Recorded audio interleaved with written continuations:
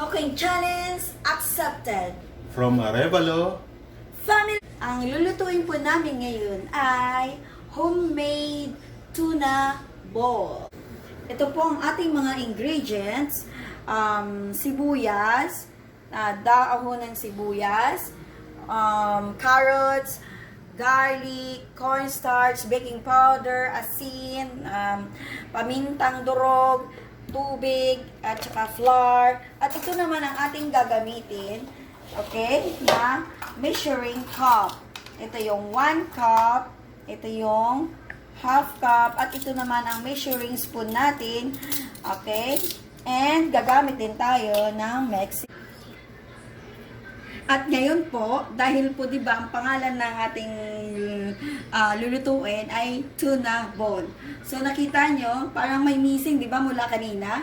Kaya nga sinabi tuna, 'di ba? So andito po yung tuna. In-steam ko muna yung tuna kasi tuna inkan ito. So in-steam ko, subject is yung tuna. Yan, ilalagay natin siya.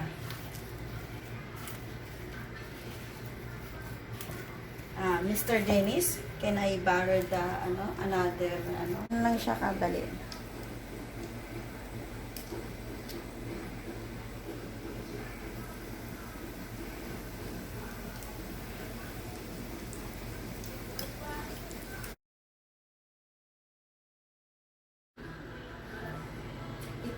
Ito na po ang finished product natin na tuna ball.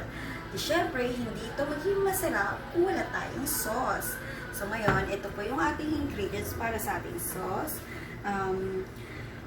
Paminta, asukal, asin, cornstarch, toyo, sibuyas, at garlic. Tara, at siyempre, tubig. So, ngayon, punta tayo, meron na akong pinakulong tubig.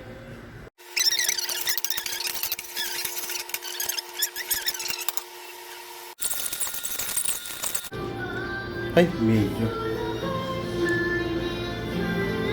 Ito na po yung finished product. Ito na yung sauce.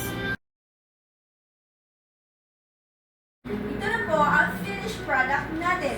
Pwede na ito i-serve sa inyong pamilya. Pang merienda, pang breakfast pa. Fishball. Tara, kain na tayo! Ay, kain na! Cut! Tayo di ah. Kain! Hmm. Gusto si Fatima? Hello.